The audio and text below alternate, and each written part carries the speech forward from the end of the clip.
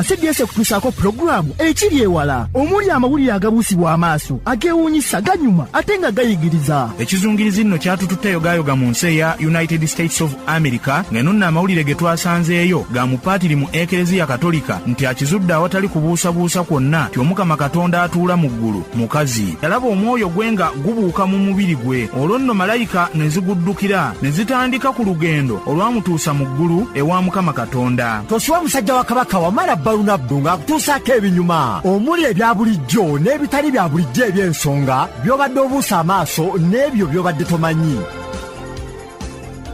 Tubalamusizza bannaffe mwenna abatuwuliriza wano ku laadiyo Kyabasa Famma, laadiyo Buganda, laadiyo ya Ssaabasajja Kabaka empologoma ya Buganda, omukutu guno ogwa 88 katonyeze 8 laadiyo ey'obujjajja. Mweno ekiri ewala ye y'akaseera kano era nga bulijjo okuteekateeka n'okukwanjulira pulogulaamu eno ekiri ewala, nze musajja wa Kabaka munnasinga ow'ensonga Wamala Balunabba.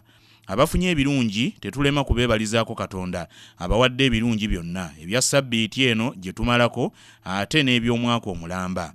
Nammwe bye bitatambulidde bulungi tubasaasira ate ne tubakwasa Mukama Katonda abanyiga ebiwundu. Olwaleero mu pulogulaamu eno ekiri ewala, Bannabwengula bazudde obulamu ku ssengedo Venus bagamba nti wandiba nga yebeera aliens. Bibino omukazi muzibe babavanga byalagula ebigenda okubaawo omwaka guno 2022. Olunaku olwaleero nga tukuza olusooka omwaka ziizi n'ensi gye bakyali mu mwaka omukadde. Olwaleero bwetyo bwe tugenda okutambula mu pulogulaamu yaffe eno ekiri ewala, nange musajja wa Kabaka munnasinga ow'ensonga Wamala Balunabba. Kanzije tutandikire ku Bannabwengula abazudde obulamu ku ssengedo Venus ne baga nti abantu bakyakula busukkulumu bandibanga babeera eyo. Pulogulaamu ekiri ewala ne musajja wa Kabaka Wamala Balunabba. Ku ssengedo Venus bazuddeyo obulamu.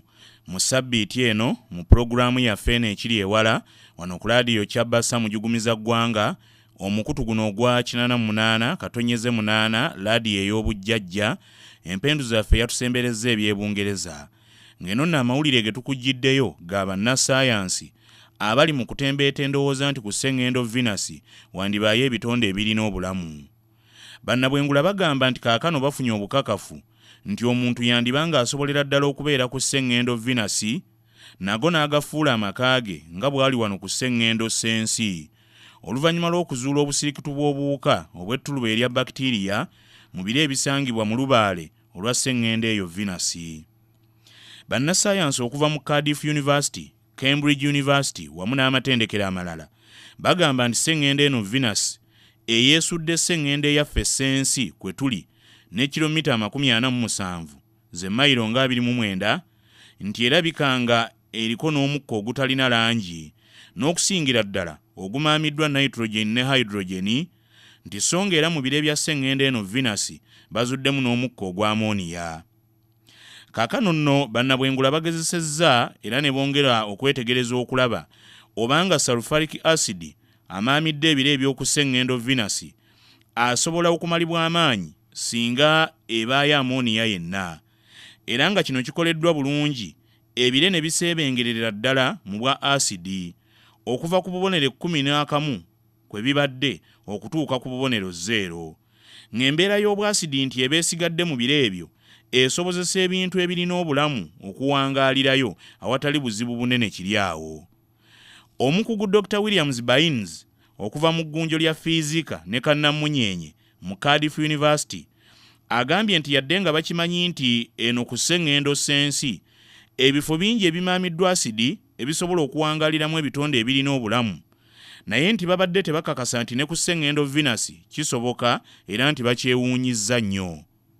Munnabwengula Williams Baines agambye nti basanyuse nnyo okulaba nga ebire ebiri mu bbanga erya ssengedo Venus nga bisobola okweweeseza ammonia owaabyo, ate ammonia ono n'atalinda kumutuma wabula ne yeetuma n'asaabulula sulfuric acid asangiddwa mu bire okusobozesa obuwuka obusirikitu bu bakitiriya okusigala nga bulamu awatali buzibu bunene kiri awo.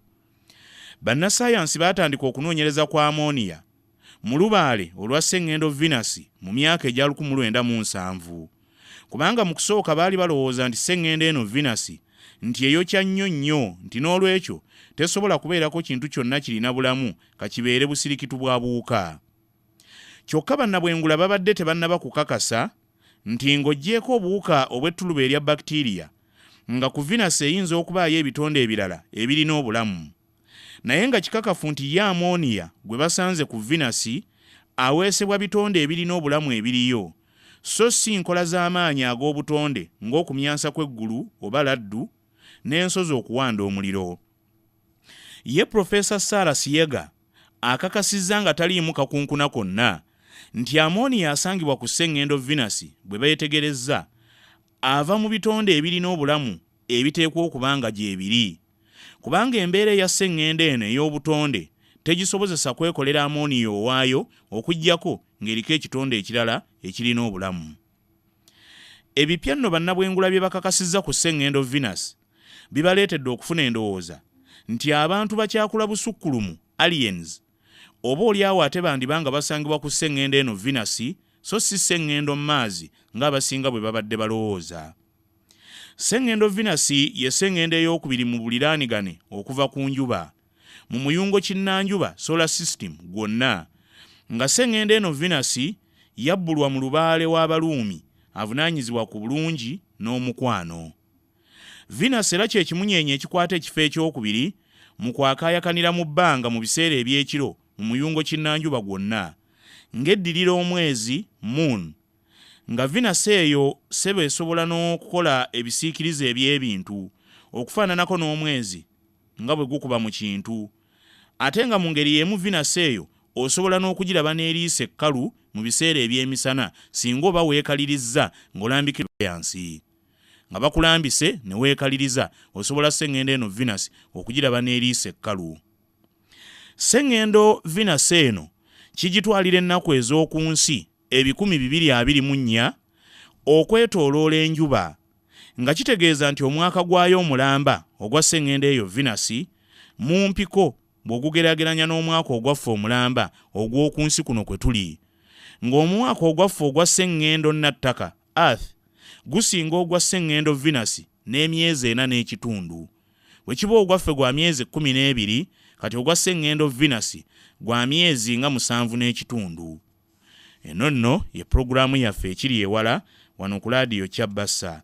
Ayagala okumanya ebisingawo ku ggulire lino, genda ku muyungagano gwa kompyuta ogwa internet ogende ku kibanja ekya skynews.com, byonna ojja kubifuna bulungi obitegeere era obiggwe ennyalwe. 88.8 CBS FM.